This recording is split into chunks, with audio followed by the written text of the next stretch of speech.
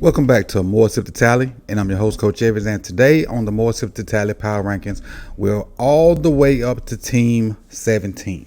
So at the end of this episode, we'll be halfway done with the Power Rankings. We've made it from 32 to today's episode, which is 17. We have 16 more to go after today. But before we get into today's 17th ranked team, let's recap. And we'll start with number 32.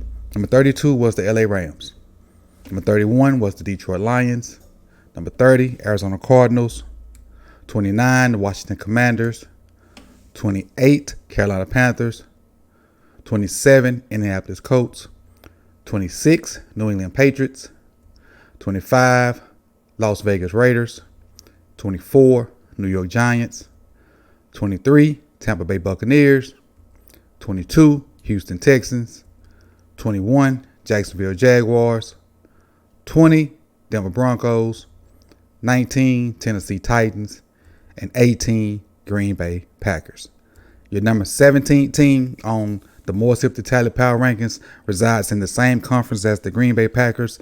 It's the Minnesota Vikings. The number 17 team on the more Sip2Tally Power Rankings is the Minnesota Vikings.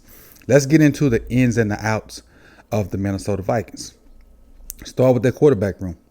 We know Kirk Cousins has made a boatload of money off of guaranteed contracts, betting on himself, and he's still in the league. How old is Kurt? I know Kurt, maybe mid-30s. Let me see real quick. Kurt is, it doesn't say here, 88. Drafted in 2012. So Kurt's super old. Hold on. I can find it. Give me 1 second. 1 second. Kurt 34. There you go. Kurt, 34 years old. Backups, Nick Mullins, Jaren Hall. If I'm not mistaken, Jaren Hall's a rookie from Utah, I think. Yes, Jaren Hall's a rookie from Utah. So that quarterback room I have ranked. Let me go back up. Write it down.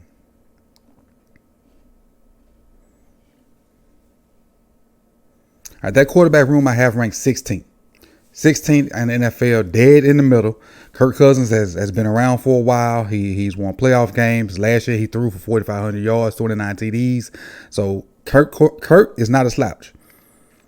He's using his weapons to the best of his ability. Even though he lost the main weapon, he still has one of the best pass catchers in the NFL right now. So based off the strength of Kirk Cousins, and Nick Mullins has won games before in the NFL.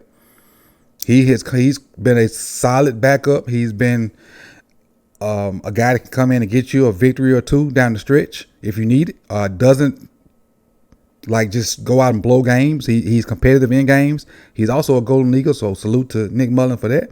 But their quarterback room I have ranked 16, dead in the middle, mainly because of Kirk Cousins, but I also like Nick Mullins being a quality backup. And are they going to try to groom Jaren Hall to be the heir apparent to Kirk Cousins? Who knows, but we'll see. So they got a rookie in that room also. Let's go over to their running back room. Have their running back room ranked 30th. Maybe a month ago, they probably wouldn't be 30th. They probably would be in the top 10. But they lost one of the premier backs in the NFL, and he doesn't have a home right now, and that's Dalvin Cook. So Alexander Mattison is their starter. For those of you that play fantasy, you might want to try to pick up Alexander Mattison at least the beginning of the season. Behind him, I have Ty Chandler, Dwayne McBride, and Kene Nwangwu. Kene Nwangwu is lightning fast. He's their kick returner also. But just based off of them losing Dalvin Cook and Madison being a change-up guy, not being the guy that had to carry the load last year, I give them the 30th rank. And see, what yardage Madison had. Madison had 283 yards last year. And Nwangwu was the returner, so 30th ranked running back room, especially after losing Dalvin Cook. Now, you move on to the wide receiver room. I have their wide receiver room ranked 7th. 7th. They got Justin Jefferson. They got Rager. They got KJ Osborne I like.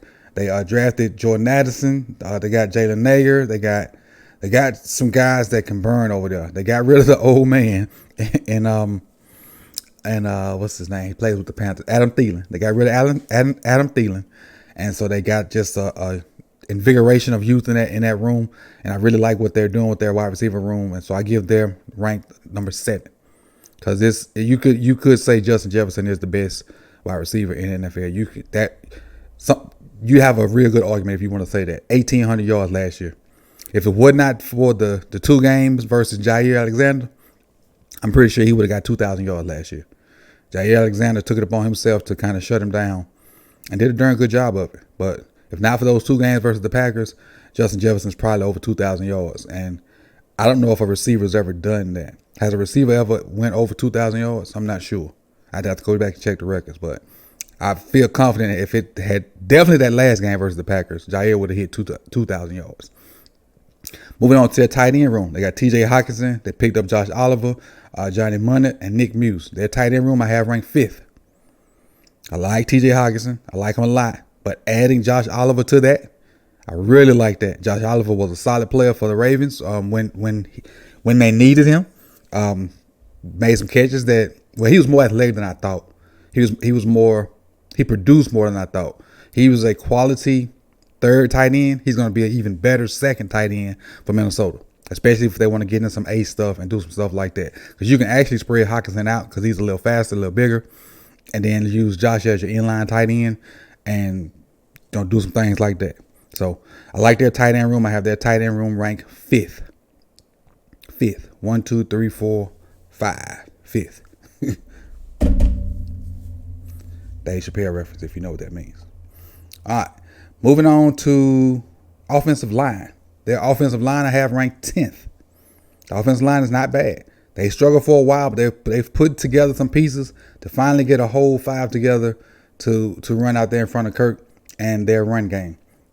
Christian Darrisaw, Ezra Cleveland, Garrett Bradbury, Ed Ingram, and Brian O'Neill. And for me, Bradbury is the anchor of that line. He's their center.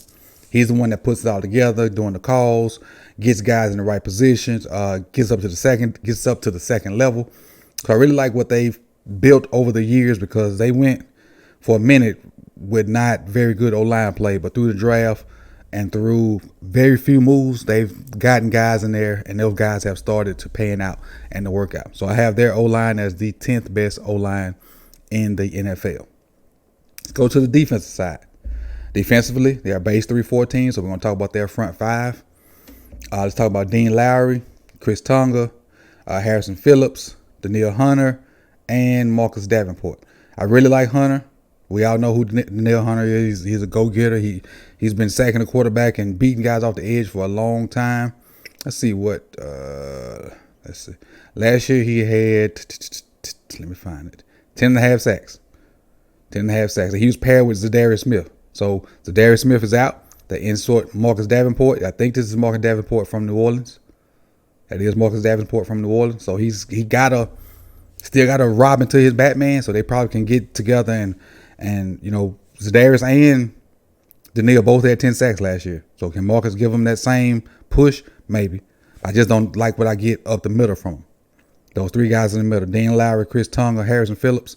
I don't know what I get from those guys up the middle. So for that, I like the edge guys. I don't like the middle guys. So I got them ranked 19th. I like Danielle Hunter a lot. A lot. Davenport, I like a lot. Not as much as Danielle Hunter. Davenport was solid in New Orleans. So I like the edge guys. I don't like the middle. I got them ranked 19. Moving up to linebacker. For the linebackers for the Vikings, I have the linebacker room ranked 27th. And in the middle, they have Jordan Hicks. Jordan Hicks and Brian Armstrong. How you say that last name? Brian A. the second. Put it like that. Brian A. the second.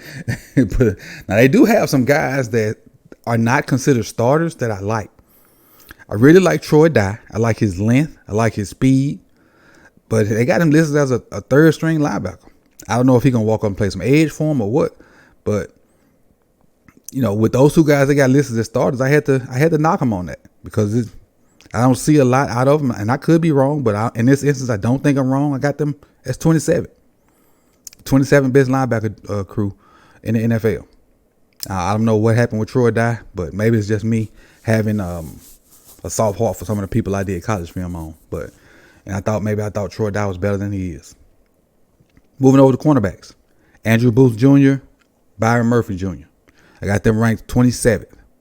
That's who else is in that cornerback room. Mekhi Blackman, Unveiling Evans, Jaquan Williams, John Reed, That's cornerback has been the Achilles heel of the Vikings for a long time.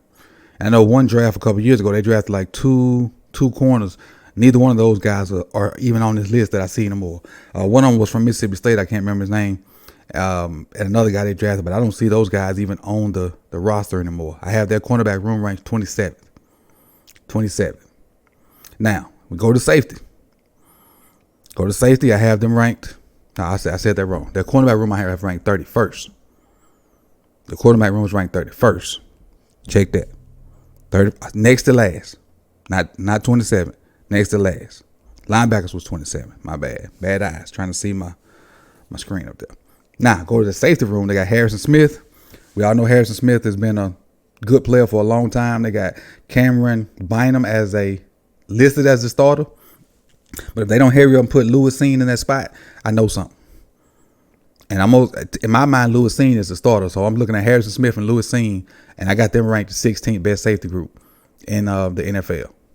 And Bynum, I know, a little older or whatever, but I think Seen is a dude. I really do. I think Lewis Seen from Georgia is a dude.